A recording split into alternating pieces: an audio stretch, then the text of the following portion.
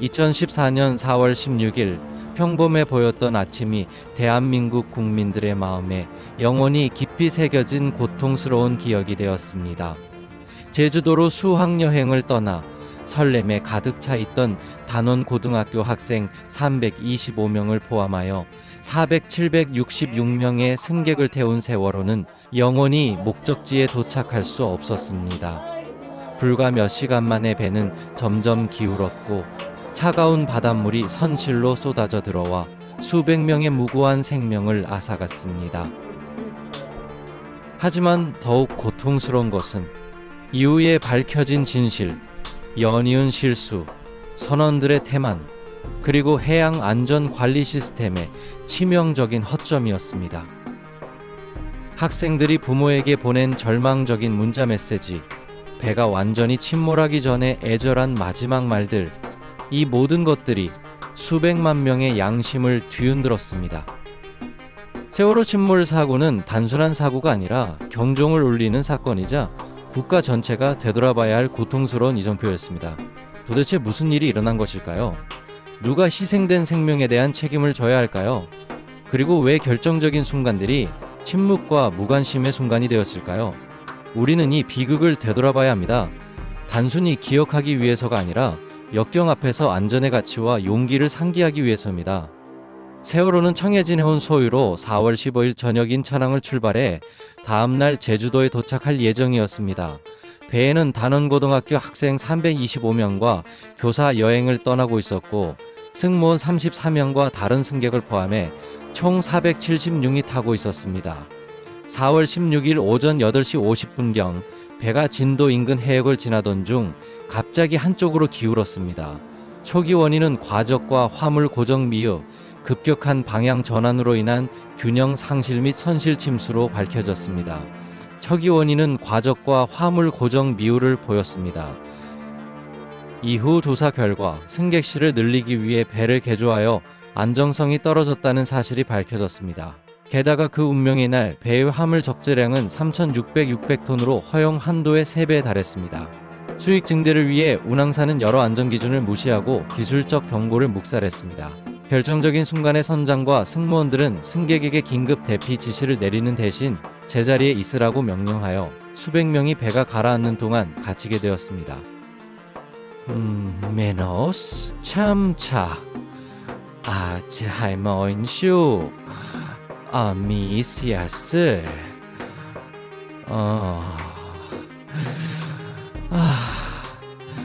어라가츠터. 특히 세월호 침몰 사고의 근본 원인을 조사한 결과 배구 25세 여성 항해사가 갑작스럽게 우회전을 하여 한국 최악의 참사를 초래한 것으로 밝혀졌습니다. 코리아 중앙데일리가 인용한 지난 주말 신문에서 박 항해사는 진도 해역에 접근할 때 회전하기 전에 속도를 줄여야 했지만 거의 최대 속도로 항해하는 동안 회전을 했다고 인정했습니다. 구체적으로 세월호는 최대 속도인 39km보다 4km를 느린 35km로 이동하고 있었습니다. 급격한 회전 후 조타 장치가 갑자기 미끄러져 배가 균형을 잃고 통제 불능 상태가 되었습니다. 수사팀은 대형 선박 조종 경험이 1년밖에 되지 않은 박 항해사의 급격한 회전이 선박 전복의 직접적인 원인일 수 있다고 판단했습니다.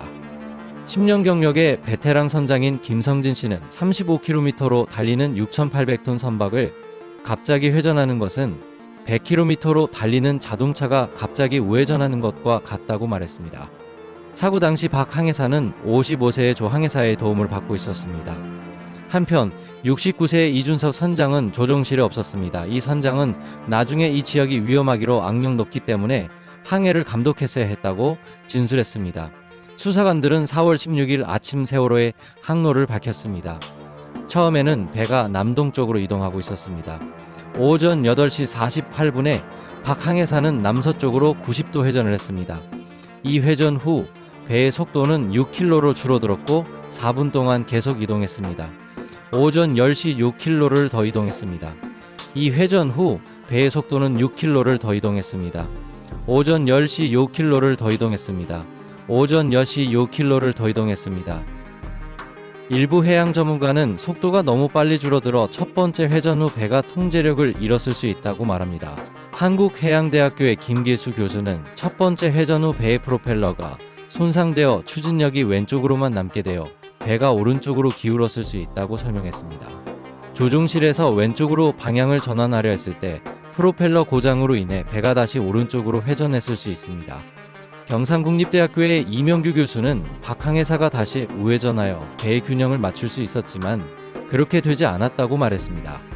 전문가들은 선체 바닥에 손상 흔적이 없기 때문에 배가 암초에 부딪혔을 가능성을 배제했습니다. 심각한 상황으로 인해 법원은 이 선장, 박 항해사, 조 항해사 및 다른 선원 3명을 과실치사를 포함한 혐의로 체포영장을 발부했습니다. 이후 공개된 배에 탄 학생들의 녹음과 문자 메시지는 수백만 명이 마음을 아프게 했습니다. 학생들은 공황 상태에 빠졌지만 선원들의 지시를 따르며 바닷물이 선실을 점령하는 동안 구조를 기다렸습니다. 일부 학생들은 생존 가능성이 희박하다는 것을 깨닫고 부모와 친구들에게 작별 메시지를 보냈습니다. 그중 한 학생은 세월호에 갇힌 승객으로 추정되며 배가 바다로 가라앉는 동안 배가 침몰하고 있다는 내용과 함께 마지막 사진을 게시했습니다. 한국방송 JTBC는 학생의 부모가 제공한 배의 마지막 순간을 담은 또 다른 영상을 입수했다고 밝혔습니다. 이 부모는 구조대가 아들의 시신을 인양한 후 아들의 휴대폰에서 영상을 발견했습니다. 영상 속 목소리는 승객들이 배가 전복된 것을 알고 있는 것으로 보입니다. 일부는 구명조끼를 찾고 있었고 배 스피커는 승객들에게 현재 위치를 떠나지 말라고 알렸습니다. 일부 사람들은 무슨 일이 일어났는지 모르는 듯 농담을 주고받았습니다. 구조대는 배가 구조 신호를 보낸 직후 현장에 도착했지만 강한 조류와 열악한 수중 시야로 인해 구조 작업에 어려움을 겪었습니다. 결국 1074명만 구조되고 250명의 고등학생을 포함해 304명이 사망했습니다.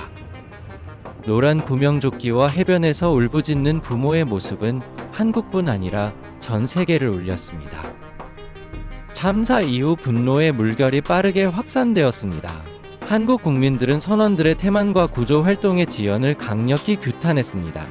특히 이준석 선장과 여러 선원들은 절망적으로 몸부림치는 승객들을 버리고 배를 가장 먼저 떠난 것에 대해 비난을 받았습니다.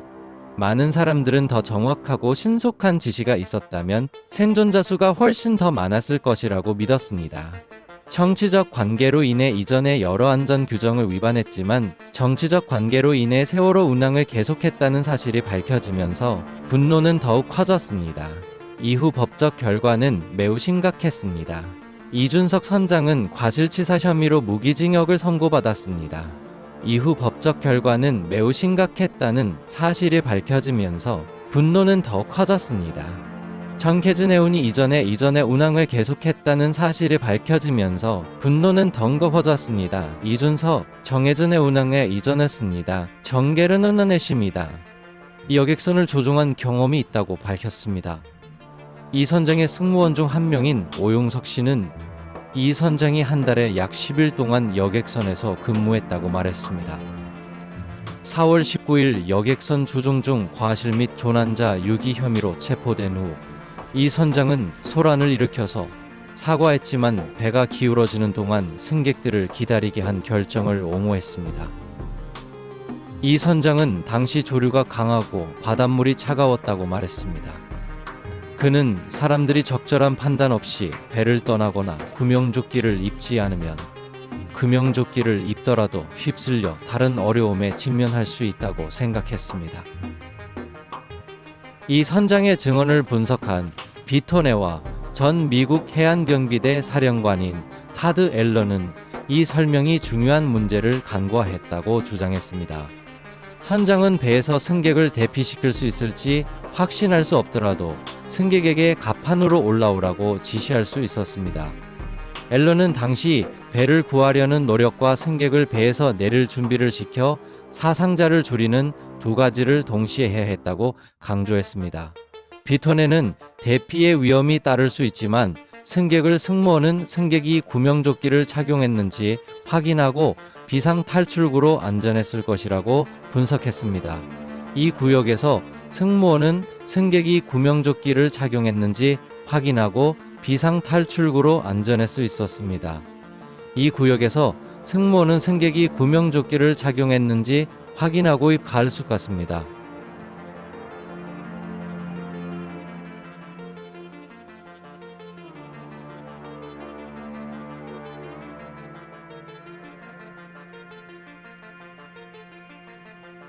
또한 세월의 다른 승무원들은 5년에서 30년의 징역형을 선고받았습니다. 청해진 해운의 유병헌 회장은 잠적한 후 미스터리한 상황에서 사망한 채 발견되어 관련 당사자들의 책임에 대한 의혹을 더욱 증폭시켰습니다. 여기서 그치지 않고 세월호 침몰 사고는 정치적 위기를 촉발했습니다. 당시 한국의 정홍원 국무총리는 정부의 미흡한 대응에 대한 책임을 지고 사임해야 했습니다.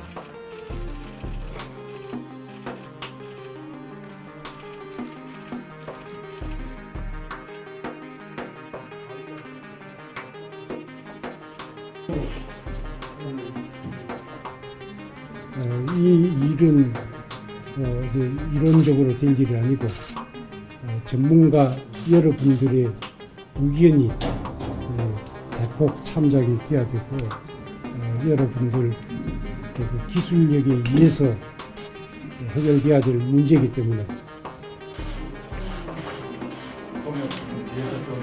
바로 의견을 토대로 해서 논의를 하고 논의를 해서 의견을 개진을 할 가치가 있다고 하더니 사람들이 집행을 해서 박근혜 대통령 또한 많은 사람들이 그녀의 정부가 희생자들을 구하기 위해 충분히 신속하게 행동하지 않았다고 믿었기 때문에 대중의 큰 압력을 받았습니다. 세월호 참사 당시 박 대통령이 당시 최순실 씨의 전 남편인 정윤회 전 보좌관과 함께 있었다는 소문이 돌았습니다. 최순실 씨는 당시 대중에게 알려지지 않았습니다.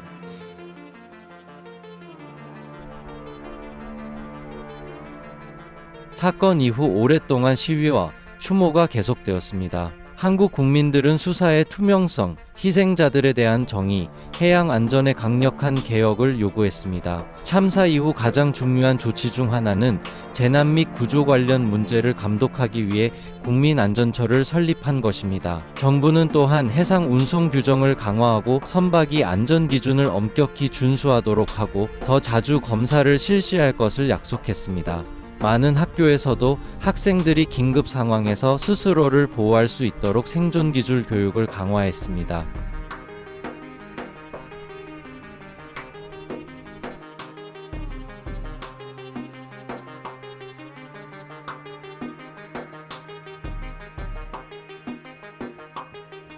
물 위로 떠오른 녹슨 배의 모습은 태만과 잃어버린 무고한 생명을 상기시키는 고통스러운 상징입니다. 희생자 가족들은 배가 인양된 현장에서 정의와 진실을 계속해서 요구하며 수많은 추모식을 열었습니다. 특히 사망한 학생들의 대다수의 고향인 안산에 많은 추모비가 세워졌습니다. 희생자 유족들은 정기적으로 방문하여 사랑하는 사람들을 기억하기 위해 꽃, 편지, 기념품을 가져옵니다. 눈물, 흐느끼는 울음, 떠나간 영혼들의 평화로운 안식을 위한 기도는 이러한 의식에서 흔히 볼 수 있는 모습이 되었습니다. 많은 부모들은 끊임없는 슬픔에도 불구하고 정부와 관련자들에게 책임을 묻기 위해 계속 싸우며 눈물 흐느끼는 울음들은 세월호 참사 이후 많은 한국 부모들은 안전의 중요성을 인식하고 자녀들을 긴급 상황에 필요한 필수 기술을 갖추도록 재난 대비 수업에 즉시 등록시켰습니다. 한국 부모들 사이의 일반적인 정서는 세월호 침몰 사고에서 대부분의 아이들이 인간의 무능으로 인해 사망했다는 현실에 여전히 당황하고 두려워한다는 것입니다. 결과적으로 소방서와 민간 기업에서 제공하는 사고 및 재난 대응 수업이 생겨났고 그 어느 때보다 바빠졌습니다.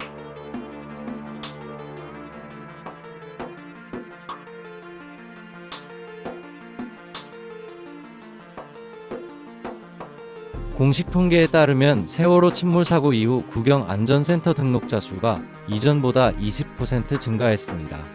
수업뿐만 아니라 슈퍼마켓도 시장에 구명조끼를 공급하여 큰 이익을 얻었습니다. 세월호 침몰 사고는 단순한 해양 사고가 아니라 한국 역사의 전환점이 되었습니다. 안전관리 시스템의 심각한 허점을 드러냈을 뿐만 아니라 국민들의 책임의식과 정의를 위한 투쟁 정신을 일깨웠습니다. 수년이 흘렀지만 세월호 참사의 아픔은 수백만 명의 마음속에 여전히 남아있으며 안전과 책임은 결코 가볍게 여겨서는 안 된다는 것을 일깨워줍니다.